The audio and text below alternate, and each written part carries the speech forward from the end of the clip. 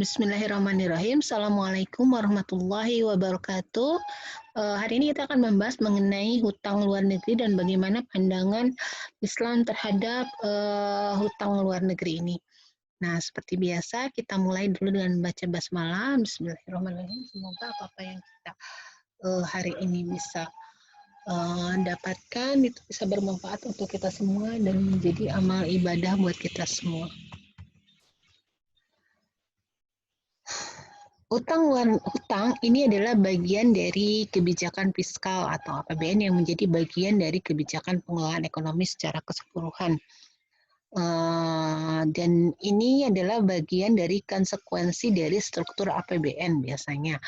Nah, tapi sebelum kita bahas mengenai hutang lebih detail, yang di sini tentunya tentang hutang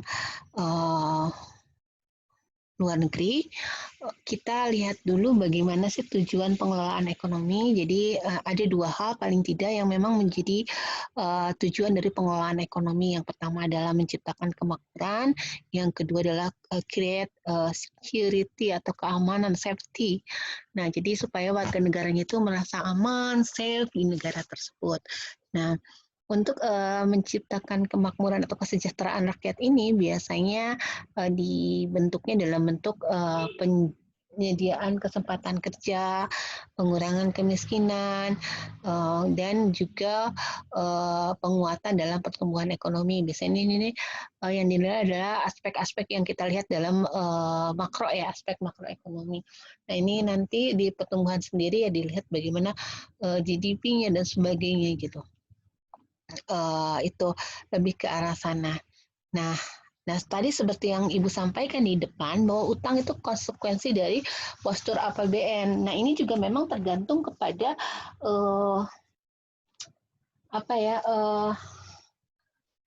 penentuan model atau sistem keuangannya gitu. Apakah kita mau anut balance budget atau enggak?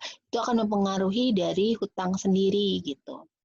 Nah, apabila dalam belanja negaranya itu lebih besar dari penerimaan negara, tentu saja setiap negara atau negara tersebut membutuhkan dana tambahan yang salah satu pilihannya adalah dengan melakukan hutang, baik itu hutang di dalam negeri, maksudnya hutang ke masyarakatnya maupun ke pihak luar atau disebut dengan hutang luar negeri. Nah, makanya pembiayaan APBN melalui hutang adalah bagian dari pengelolaan keuangan negara yang lazim dilakukan oleh suatu negara. Kenapa? Karena tadi hutang merupakan instrumen utama pembiayaan APBN untuk menutupi defisit APBN. Jadi kalau tadi kondisinya adalah belanja negaranya lebih besar dibandingkan dengan penerimaan negara, tentunya defisit dong. Nah, defisit itu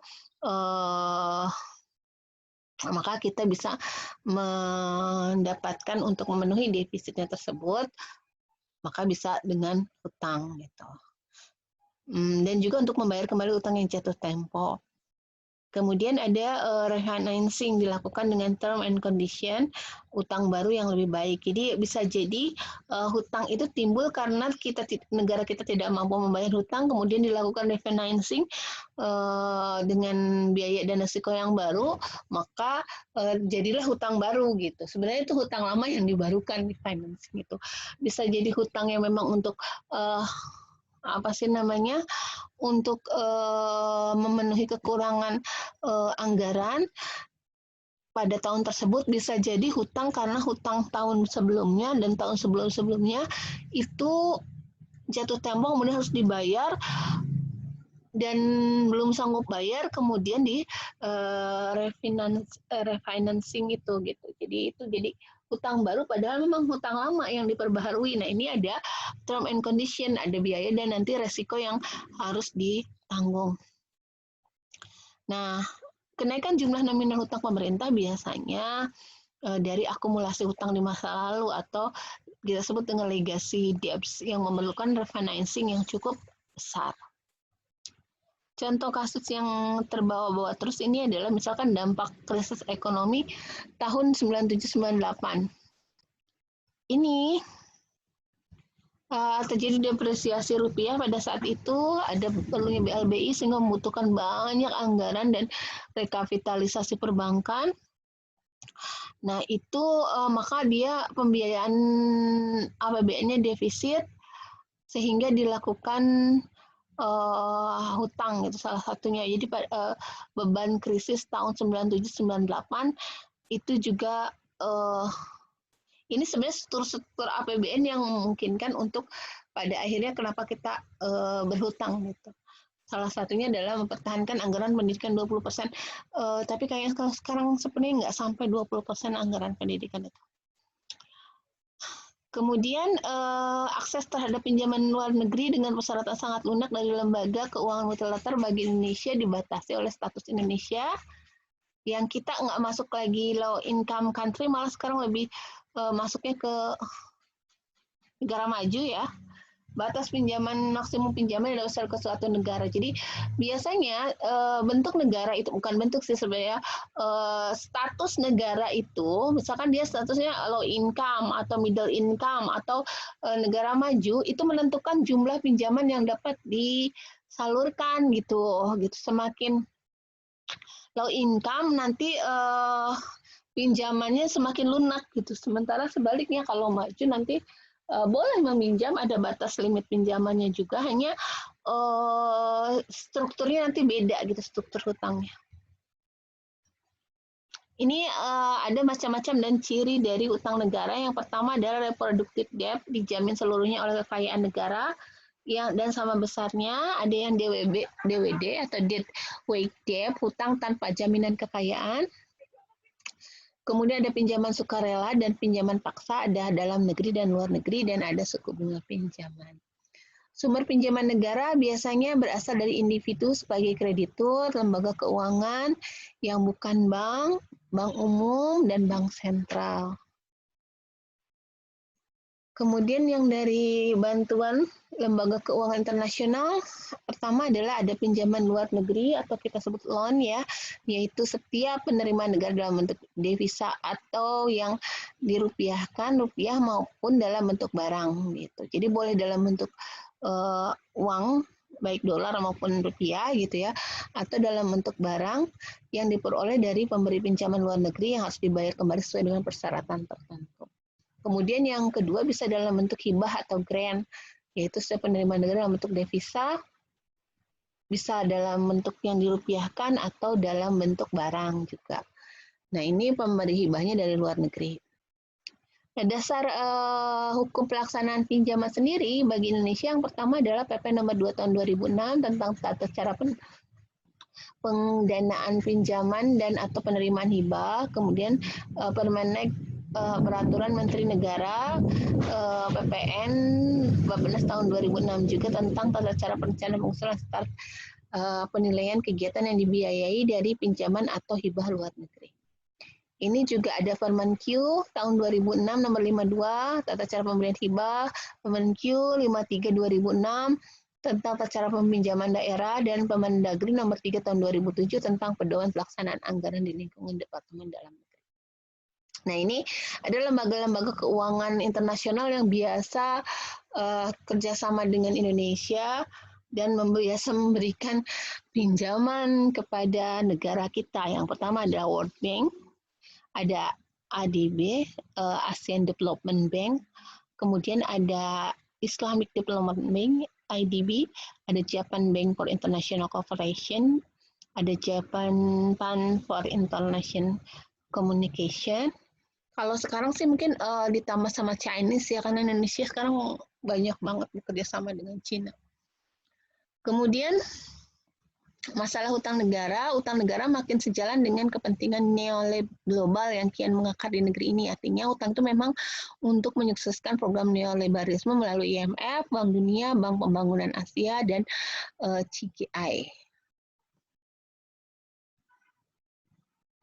Nah, solusi yang paling sederhana untuk mengatasi hutang luar negeri adalah dengan mengoptimalkan restrukturisasi hutang, biasanya khususnya melalui skema debt swap, di mana sebagian utang luar negeri dikonversi ke dalam bentuk program yang berkaitan dengan pemberdayaan masyarakat, pemeliharaan lingkungan, dan sebagainya. Namun ini juga tentunya ada konsekuensi atau resikonya juga sih.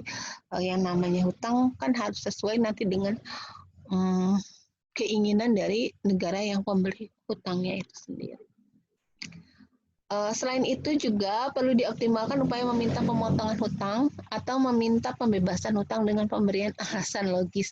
Biasa kalau nggak bisa bayar hutang, nggak cuman kayak kita yang secara individual kalau hutang tidak bisa membayar, kemudian kita minta tempo, kemudian ngasih alasan-alasan, ya negara juga sama gitu ke negara pemberi hutangnya. Kalau dia belum sanggup ya gitu, minta dipotong lah, minta tempo lah, minta apa sih alasan, ngasih alasan-alasan tersendiri yang kenapa kita nggak bayar utang, tanya apa gitu dan sebagainya gitu. Jadi cuman ini dalam bentuk negara. Nah, nanti bentuknya yang kayak tadi refinancing dan sebagainya, atau bahkan debt swap gitu. Jadi kalau mereka setuju, mereka akan memberikan itu. Mungkin mereka juga daripada hutang yang nggak dibayar gitu negara tersebut. Nah, sekarang bagaimana pandangan Islam terhadap hutang? Sini pada akhir pemerintahan Khilafah Turki Utsmani itu melakukan pinjaman kepada negara di Eropa. Jumlah pinjamannya adalah pinjaman yang berbunga, artinya riba gitu ya. Yang tentunya dilarang secara semakin lama pinjaman semakin besar, yang juga menjadi cikal bakal mempunyai ekonomi Islam dan keruntuhan masa Khilafah Turki Utsmani. Nah, sebetulnya dalam Islam tidak melarang banget berhutang, tapi lebih baik tidak melakukan hutang gitu. Karena di dalam Islam sendiri hutang itu ada dua sisi. Pertama jadi beban yang memberi hutang dan juga beban yang memberikan hutang gitu. Jadi dua-duanya menjadi beban gitu. Nah, oleh karena itu Islam sendiri membatasi hal-hal yang bisa dihutangkan, tapi bukan berarti haram gitu berhutang, itu enggak. Berhutang itu diperbolehkan dalam Islam, baik dalam konteks individu maupun dalam konteks negara gitu. Hanya saja ada ada aturan-aturan yang harus diperhatikan terkait dengan hutang yang dilakukan negara di dalam Islam. Nah, hutang luar negeri dalam Islam yang diperbolehkan pada kondisi darurat. Adapun yang dimaksud dengan kondisi darurat adalah kondisi perang, depresi ekonomi yang luar biasa, kemudian kondisi kekurangan pangan atau kebutuhan masyarakat yang mendesak. Jadi kategori ini kategori yang diperbolehkan berhutang